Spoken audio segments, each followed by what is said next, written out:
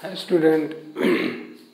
आज हम unit and measurement class 11 का चैप्टर नंबर 2 का लेक्चर नंबर 3 मतलब वीडियो नंबर 3 लेकर आए हैं।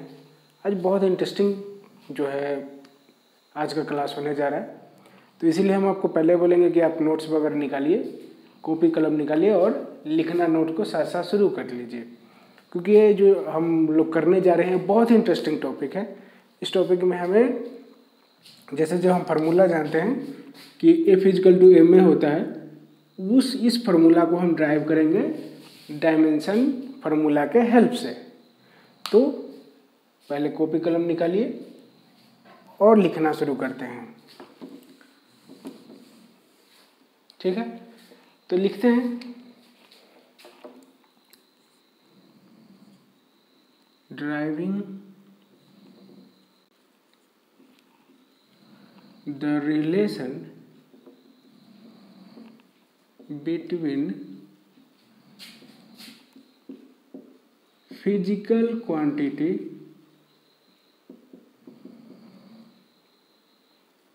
and physical quantity using dimension analysis दे देते हैं, using dimension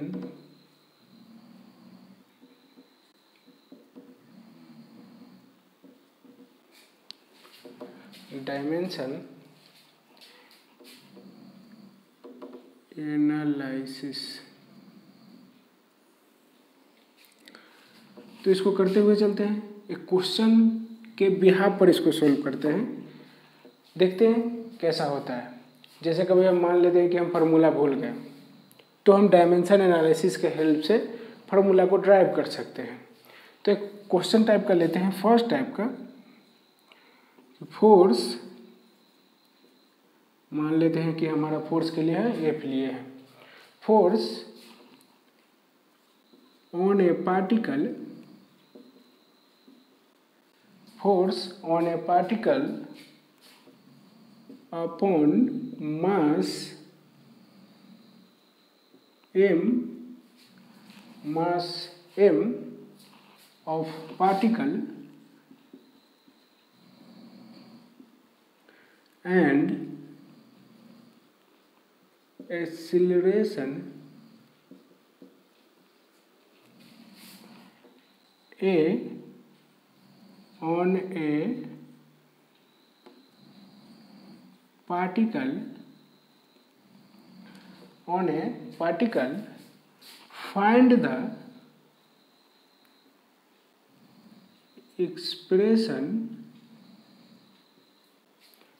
the expression for f।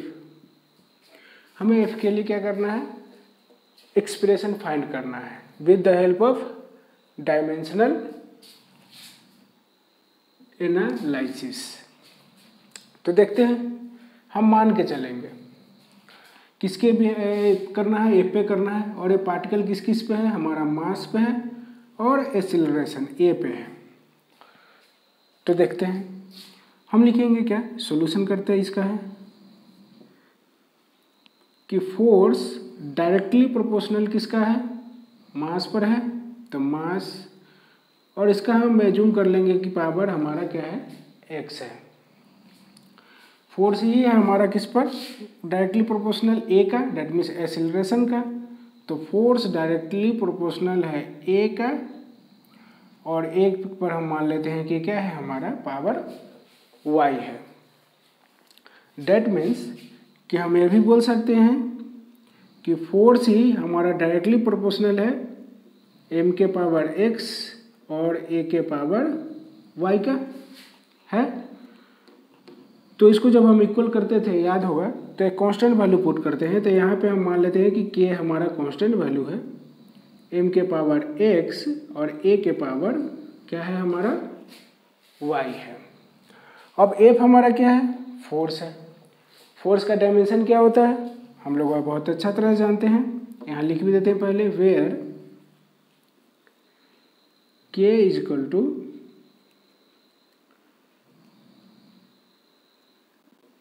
To dimensionless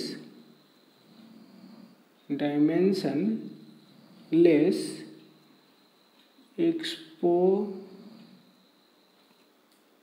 dimensionless constant direct डाल देते हैं, डायमेंशनलेस कांस्टेंट। अब हम यहाँ से लेते हैं तो फोर्स को हमारा डायमेंशन क्या होता है, m के पावर 1, l के पावर 1, t के पावर -2, क्योंकि मास इंटू एक्सेलरेशन होता है तो मास के लिए m हो गया, एक्सेलरेशन का हमारा क्या होता है l के पावर 1, t के पावर -2, तो this one is equal to this. अब k है हमारा, k अभी रहने देते हैं। ये क्या बोल रहा है, मास है, तो मास का हमारा डायमेंशन क्या होता है, m होता है, तो m हो गया, m के पावर क्या है x है, और a हमारा क्या है एक्सेलरेशन है, और एक्सेलरेशन का हमारा डायमेंशन क्या होता है lt -2 के पावर क्या है, यहाँ पे हम लिए थे y, हो गया। अब इसको के से तो हमें डायमेंशन लेस है तो इससे हमें मतलब ही नहीं, तो इसको हटा भी देंगे तो भी कोई दिक्कत नहीं है। अब आते हैं यहाँ पे कर लेते हैं, अब यहाँ कंपेरिजन कर लेते हैं। तो कंपेरिजन करेंगे तो m के पावर यहाँ पे क्या है m के पावर 1 इजकल टू यहाँ पे क्या है m के पावर x।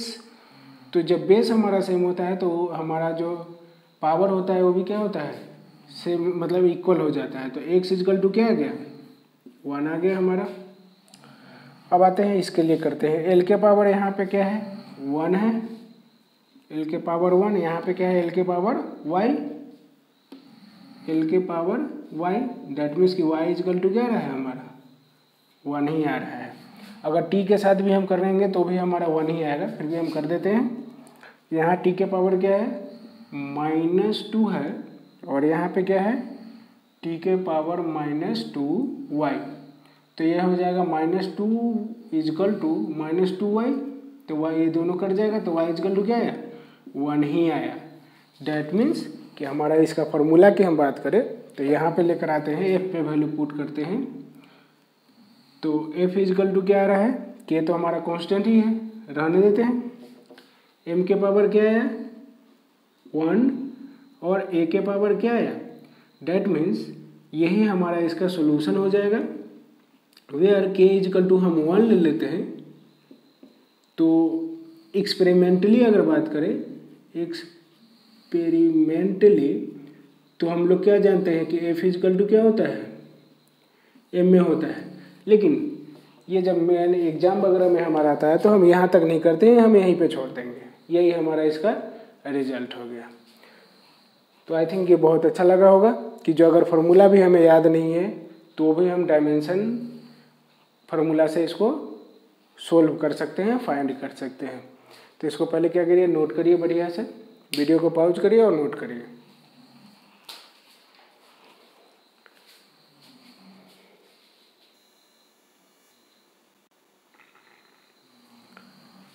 तो नेक्स्ट देखते हैं, हमने क्वेश्चन लिख दिया है पहले ही से।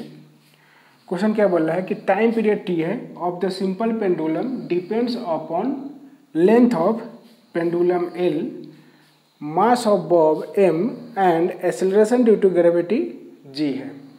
तो ये एक्चुअली हमें आगे पढ़ना है, ठीक है। टाइम पीरियड में टाइम पीरियड का फार्मूला ही हमें फाइंड करना है, तो ये आगे हमें पढ़ना है, लेकिन हमें फार्मूला का भी मान लेते हैं कि पता नहीं है, तो उसको फाइंड करना है with the help of dimensional analysis से। तो देखते हैं कैसे हो सकता है, सेम जैसे हमने पिछला क्वेश्चन किया वैसे ही करेंगे। तो सॉल्यूशन इसका हम करके दिखाते हैं आपको, देखिए। तो टाइम पीरियड t के लिए हम लोग लेकर चलते हैं यहाँ पे। तो क्या बोल रहा है कि t हमारा डायरेक्टली प्रोपोर्शनल किसका, सैंपल पर डिपेंड अपॉन लेंथ, तो l के पावर हम ले लेते हैं क्या x। t डायरेक्टली प्रोपोर्शनल किसका बोल रहा है, मास का बोल रहा है, तो m के पावर y।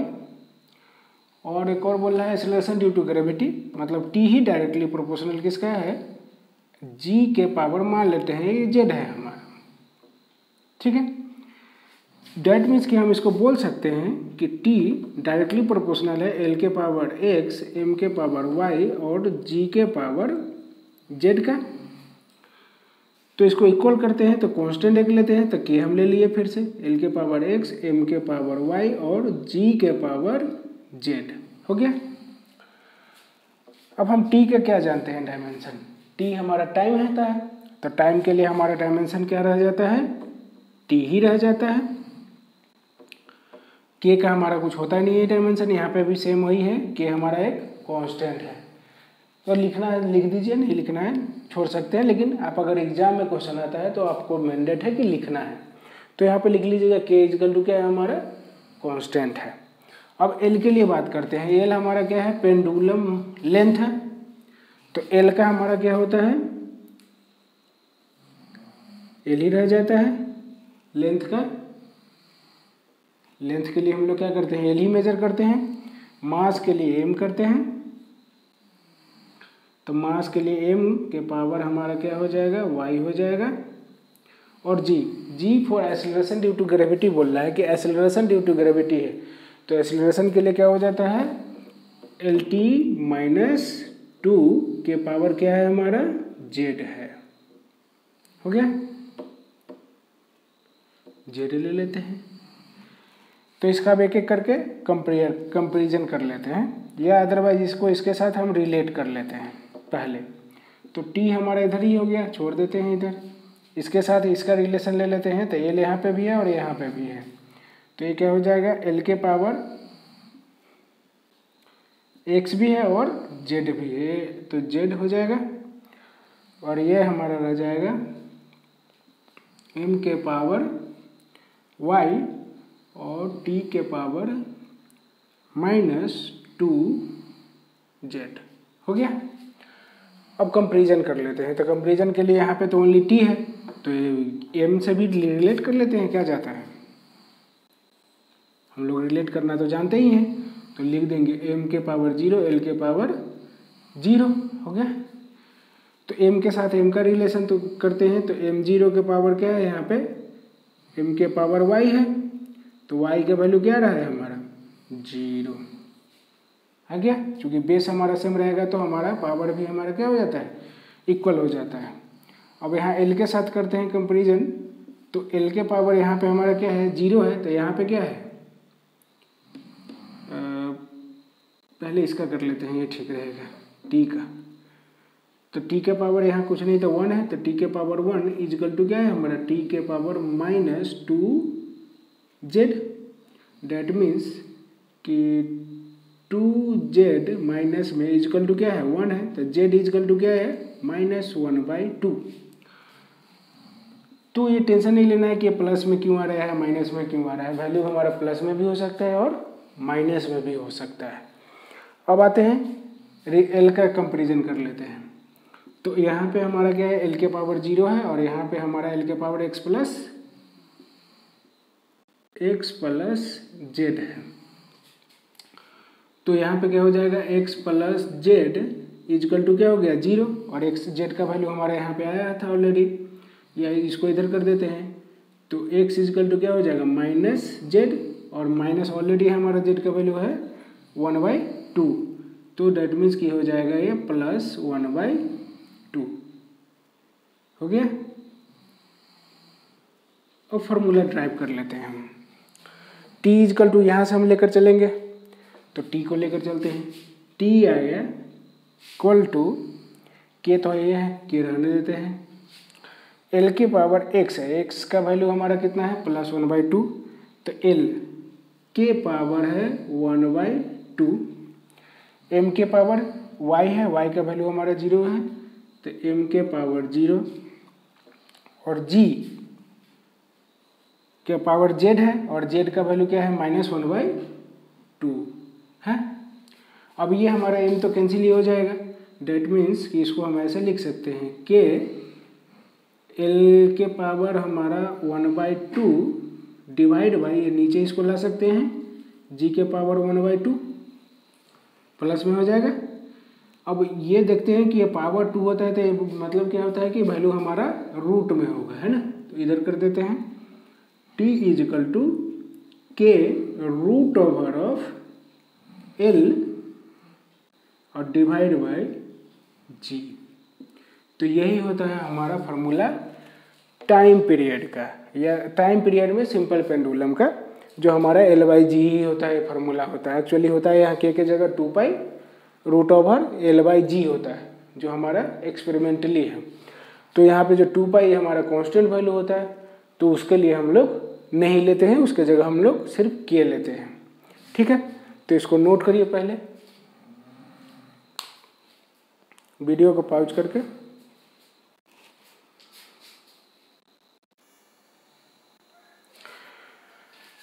हमने क्वेश्चन लिख दिया है, centrifugal force of F acting on A particle of mass m moving on a circle of radius r with velocity v depends upon mv and r.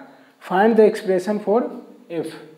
तो इसको वीडियो को pause करके आप self से ट्राई करिए इसको, क्योंकि ये बहुत इंपॉर्टेंट क्वेश्चन ही टाइप का ही है, बहुत इंपॉर्टेंट भी है। इस तरह का क्वेश्चन नीट में, IIT जी प्री और मेंस दोनों में आता है। जो इसके बाद हमें क्वेश्चन कराते हैं जो IIT जी मेंस का क्वेश्चन है और प्री का भी है, और नीट में भी इस तरह का क्वेश्चन आएगा आपको एक्सप्रेशन फाइंड करने के लिए। तो इसको वीडियो को पॉज करिए, बहुत बढ़िया से सेल्फ से करिए, कोशिश करिए कि हो जाए। तो हो गया, देखिए हम सोल्यूशन करते हैं। देखिए क्या बोल रहा है कि हमें एफ के लिए फाइंड करना है। ठीक है, तो एफ हमारा डायरेक्टली प्रोपोर्शनल पहले किसके मास के लिए ले रहा है, तो मास के m के पावर x। फोर्स ही हमारा डायरेक्टली प्रोपोर्शनल किसके लिए है, v के लिए है, तो v के पावर y। और फोर्स ही डायरेक्टली प्रोपोर्शनल किसके लिए है, r के लिए है, तो r के पावर z ले लिए। तो ये हमारा क्या हो जाएगा, डायरेक्ट लिख देते हैं। फोर्स ही हमारा डायरेक्ट इक्वल हो जाएगा k m के पावर x v के पावर y एंड r के पावर z हो जाएगा, होगा। फोर्स का हम लोग जानते ही हैं कि हमारा डायमेंशन क्या होता है, k हमारा यहाँ कांस्टेंट है, तो आप लिख लीजिएगा कि k हमारा क्या है, कांस्टेंट है। तो फोर्स का हमारा जो डायमेंशन होता है m के पावर 1 l के पावर 1 t के पावर -2 होता है। अब इसका m क्या है, मास का होता है, तो m का m ही रह जाता है, m के पावर x। v हमारा क्या है, वेलोसिटी है, तो वेलोसिटी के लिए हम लोग ऐसा यूनिट क्या होता है, मीटर पर सेकेंड। डेट मीन्स की L/t-1, तो L/t-1 के पावर क्या हो गया, y। और r हमारा रेडियस है, रेडियस हमारा लेंथ ही होता है, तो लेंथ के लिए क्या ले लेंगे, l के पावर है हमारा z है।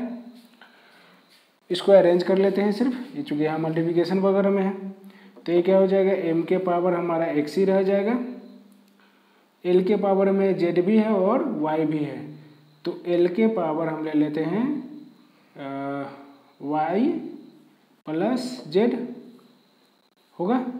यहाँ पे y है और यहाँ पे z है, और t के पावर क्या है हमारा -1 का, तो -y भी कर देते हैं।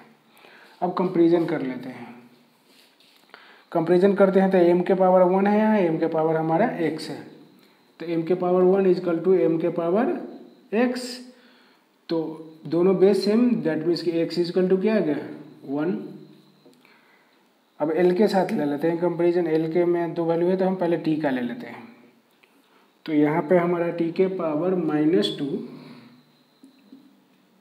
इजकल टू है t के पावर -y, डेट मीन्स कि y इजकल टू क्या हो जाएगा, 2 होगा। नेक्स्ट ले लेते हैं l के पावर का, तो l के पावर यहाँ पे हमारा 1 है और यहाँ पे हमारा है y प्लस z, तो l के पावर है y plus z, that means कि y plus z is equal to 1 होगा। और वो हमारा क्या आया था, y का वैल्यू 2 आया है, तो 2 प्लस z इजकल टू क्या है, 1, तो उधर चला जाएगा, तो z इजकल टू क्या हो जाएगा, -1 हो जाएगा। ठीक है, तो हमें सिर्फ फार्मूला में यहाँ पे पुट करना है वैल्यू को, तो ले लेते हैं f इजकल टू k। अब m का वैल्यू हमारा x का वैल्यू क्या है, 1, तो ये हमारा हो गया m के पावर 1। l के पावर में हमारा है v के पावर y, तो v के पावर y का वैल्यू क्या है, 2 आया है, और r का है z का वैल्यू क्या है, 2। अब इसको पावर -2 है तो इसको हम ऐसे भी लिख सकते हैं F इजकल टू के mv²/r, और यही हमारा इसका फॉर्मूला भी होता है सेंट्रीफ्यूगल फोर्स के लिए कि mv²/r। के हमारा यहाँ पे क्या है, एक कांस्टेंट है तो यही इसका पूरा डेरिवेशन हो गया। ये क्वेश्चन नीट में भी इस तरह का बहुत बार रिपीट कर चुका है, तो इसको बहुत बढ़िया से आप करिए, नोट करिए।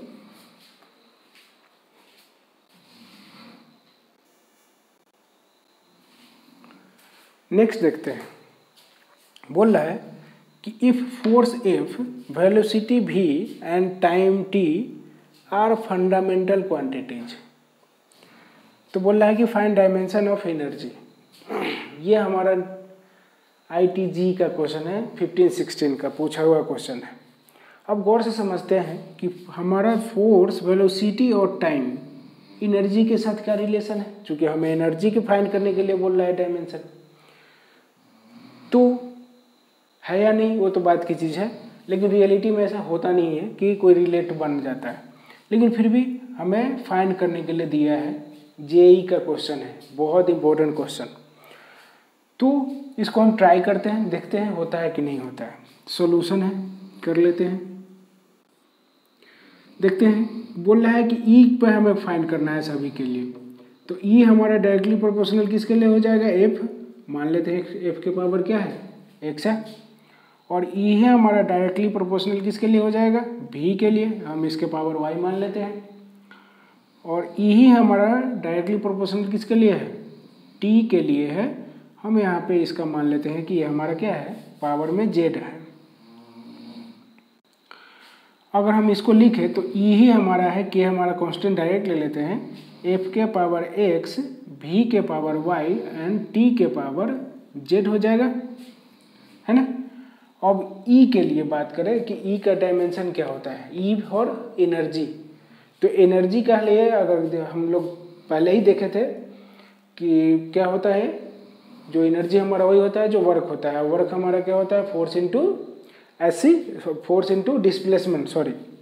तो फोर्स का हम वर्क का निकालते हैं तो क्या होता है, फोर्स इंटू डिस्प्लेसमेंट। तो फोर्स का क्या होता है, m के पावर 1, l के पावर 1, t के पावर -2, और डिस्प्लेसमेंट का क्या होता है, l के पावर 1। तो ये क्या आ गया, m के पावर 1, l के पावर 2 और t के पावर -2। इसका डायमेंशन हमारा आ गया e का। तो यहाँ पे हम डायमेंशन पुट करते हुए ही चलते हैं। तो m के पावर 1, l के पावर 2 और t के पावर क्या आ गया, -2 इजकल टू के का तो हम मतलब ही नहीं था, के छोड़ देते हैं। एफ हमारा फोर्स है, फोर्स का हमारा क्या होता है, m के पावर 1, l के पावर 1 एंड t के पावर -2 के पावर हमारा क्या है, यहाँ पे x है। v हमारा वेलोसिटी है, तो वेलोसिटी का क्या होता है, मीटर पर सेकेंड, दैट मीन्स कि l t-1। तो l t-1 के पावर हमारा क्या है, y है, और t हमारा टाइम ही है तो t का पावर z डायरेक्ट हो गया। इसको सिर्फ अरेंज कर लेते हैं। तो अरेंज करते हैं तो m के पावर तो सिंगल ही, l के पावर यहाँ x भी है और यहाँ y भी है, ठीक है। तो अरेंज करते हैं तो m के पावर हमारा हो जाएगा x, l के पावर हमारा है x प्लस y है, और t के पावर हमारा क्या है यहाँ पे -2x और -y भी है। अब रिलेट कर लेते हैं इसका, तो रिलेशन निकाल के देख लेते हैं क्या आता है। तो रिलेशन निकालते हैं तो m के पावर यहाँ पे हमारा 1 है और यहाँ पे हमारा क्या है, m के पावर x है। डेट मीन्स कि x का वैल्यू क्या आ गया, हमारा 1 आ गया, ठीक है। अब हम किसके साथ, इसके साथ रिलेशन निकाल लेते हैं। तो ये हमारा क्या है, l के पावर 2 है और ये हमारा क्या है, l के पावर x प्लस y है। तो 2 इजकल टू क्या हो जाएगा, x प्लस y।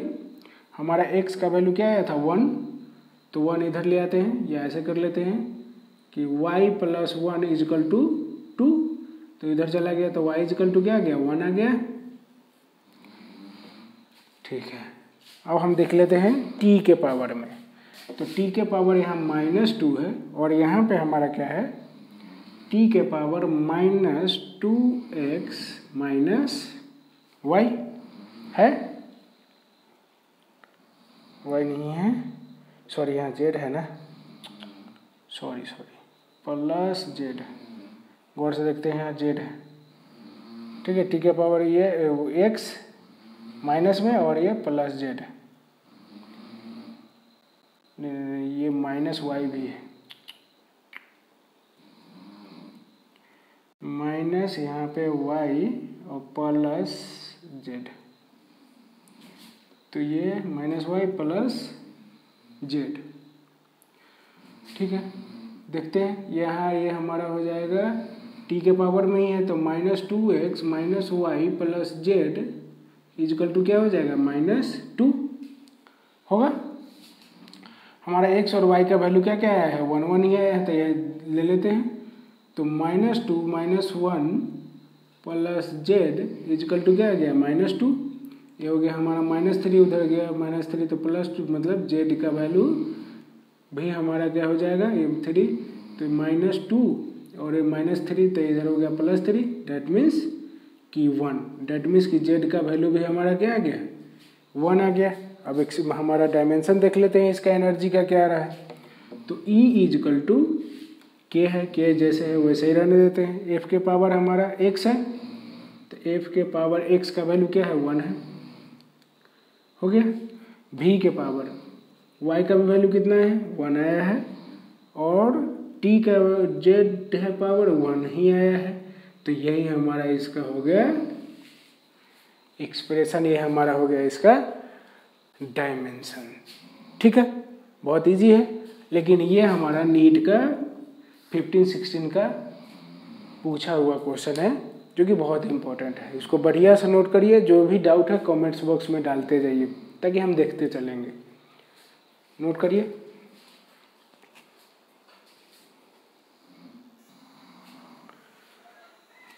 हमारा डायमेंशनल एनालिसिस का कुछ लिमिटेशन भी होता है, तो वो लिमिटेशन एक एक करके समझते हुए चलते हैं। तो हमने यहाँ पे ऑलरेडी लिख दिया है, अब इसको हम सिर्फ देखते हैं। बोल रहा है कि can not find value of proportionality expression. जैसे अगर हम मान लें कि हम लिखें कि f डायरेक्टली प्रोपोर्शनल k का है। अब k का हम जानते ही नहीं है कि डायमेंशन क्या होता है हमारा, तो ये यहाँ पे वैलिड नहीं होगा। ठीक है, ये लिमिटेशन है, उसका हो नहीं सकता है, क्योंकि वो ऐसा कांस्टेंट है ये वाली जिसका हम डायमेंशन नहीं जानते हैं, तो इसको हम नहीं लेते हैं।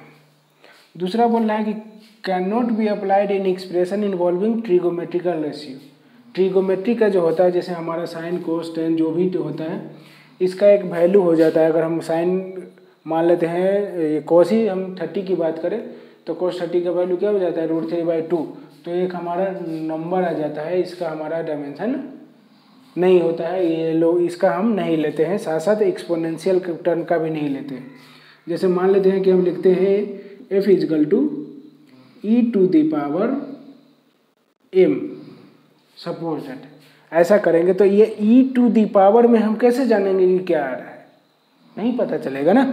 और इसका नॉर्मल जो हम अभी तक जो देखे हैं डायमेंशन एनालिसिस देख रहे थे, उसमें हमारा पावर कितना नहीं ले रहे थे, पावर मतलब e के पावर में नहीं रहे थे, इसके पावर में हमारा मास के पावर क्या है या वेलोसिटी के पावर क्या है, फोर्स का क्या है, वो वैल्यू हमारा आ रहा था, लेकिन e के पावर के टर्म में हमारा नहीं होता है। साथ साथ कांस्टेंट जो होता है, जिसमें डायमेंशन कांस्टेंट डायमेंशन रहता है, उसका हम लोग नहीं करते हैं। साथ ही में हमारा जो एक्सप्रेशन जिसमें रिपीटेड हो, जैसे इसके लिए हम एग्जांपल ले लेते हैं। जैसे गौर से देखिए, हम लोग जो फार्मूला पढ़े हैं कि f is equal to G m1 m2 upon में r²। और गौर से देखिए तो ये जो हमारा g है, ये g का हमारा जो डायमेंशन ऑलरेडी होता है, क्या होता है, न्यूटन मीटर स्क्वायर पर kg का स्क्वायर होता है, तो इसका हम डायमेंशन ऑलरेडी फाइंड कर सकते हैं। तो इस वजह से हम इसमें भी हम ऐसे का डायमेंशन हम फाइंड नहीं करते हैं with the help of dimensional analysis. अब आते हैं last point, can not be applied in the expression involving 2 और मोर टर्म्स रिपीटेड बाय प्लस या माइनस। तो देखते हैं एग्जाम्पल में ऐसा कौन सा टर्म है जिसको हम लोग नहीं लेते हैं। तो गौर से देखते हैं, जैसे हम लोग लिखते हैं s is equal to u t plus half a t square, suppose that ऐसा हम लिखते हैं। अब हम लोग अभी तक जो डायमेंशन एनालिसिस के हेल्प से जो डायमेंशन फाइंड या फार्मूला जो फाइंड कर रहे थे उसमें हम लोग कहीं प्लस माइनस किए थे क्या? नहीं किए थे। अब वहाँ पे हम ये कैसे पता करेंगे कि यहाँ पे हमारा प्लस में आ रहा था या माइनस में आ रहा था? तो ऐसे फार्मूला जो है हमारा डायमेंशन एनालिसिस के हेल्प से हम लोग फाइंड नहीं कर सकते हैं। तो ये हमारा कुछ लिमिटेशन है डायमेंशन एनालिसिस का। तो इसको बढ़िया से आप नोट करिए, ये बोर्ड एग्जाम के लिए भी बहुत इंपॉर्टेंट है और आपके समझने के लिए भी बहुत अच्छा इंपॉर्टेंट है, क्योंकि जो आपका कंपटीशन एग्जाम अगर आप लोग नीट के लिए प्रिपेयर कर रहे हैं या IIT के लिए कर रहे हैं तो इसके बिहार पर आप लोगों को क्वेश्चन जो है हमने कराया भी है और उस तरह का क्वेश्चन आप लोगों को आता ही है जो कि बहुत इंपॉर्टेंट है। अभी तक जो भी हम लोग किए हैं उसमें कोई डाउट हो आप हमें कमेंट्स बॉक्स में डालिए, नोट्स बनाते जाइए। आपको वीडियो अच्छा लगता है अपने फ्रेंड्स से शेयर करिए, सब्सक्राइब करिए। कोई भी डाउट हो आप कमेंट्स बॉक्स में डालिए, हम रिस्पॉन्ड करेंगे। ठीक है, थैंक यू।